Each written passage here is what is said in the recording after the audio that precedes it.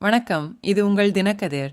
வெள்ளிக்கிழமை ஐக்கிய நாடுகள் சபையின் அகதிகளுக்கான உயர் ஆணையர் ஏற்பாடு செய்த உலக அகதிகள் தின ஒற்றுமை நிகழ்வில் பேசிய திமுக நாடாளுமன்ற கட்சித் தலைவர் கனிமொழி கருணாநிதி, அனைவரையும் உள்ளடக்கிய தன்மையை ஊக்குவிப்பதற்கான தமிழக அரசின் முயற்சிகளை எடுத்துரைத்தார்.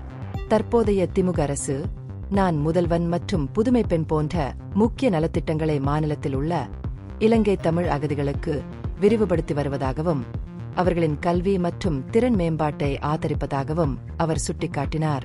குழு விவாதத்தின் போது கூட்டத்தில் உரையாற்றிய கனிமொழி, அகதிகள் கண்ணியத்துடன் வாழ அதிகாரம் அளிப்பதன் முக்கியத்துவத்தை வலியுறுத்தினார்.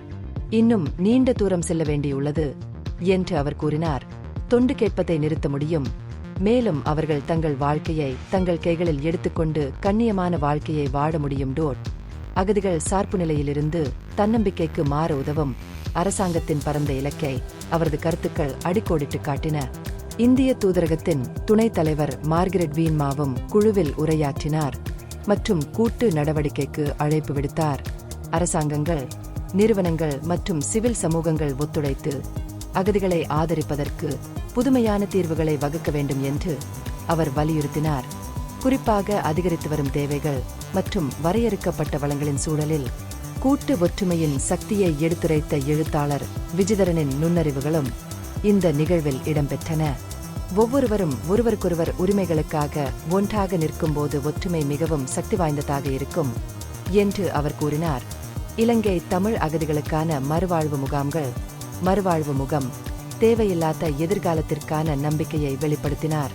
விவாதத்திற்கு தனிப்பட்ட பரிமாணத்தை சேர்த்து படைப்பாற்றல் தொழில்களில் பணிபுரியும் நேஹா மற்றும் ஜான்சன் போன்ற இலங்கை தமிழ் அகதி சாதனையாளர்களை குழுவில் சேர்த்தது.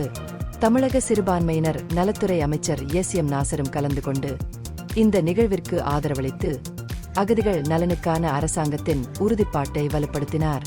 இந்த பகுப்பாய்வு நுண்ணறிவுள்ளதாக கண்டால் முக்கியமான அரசியல் முன்னேற்றங்கள் குறித்த கூடுதல் புதுப்பிப்புகளுக்கு லைக் செய்யவும், ஷேர் செய்யவும், சப்ஸ்கிரைப் செய்யவும்.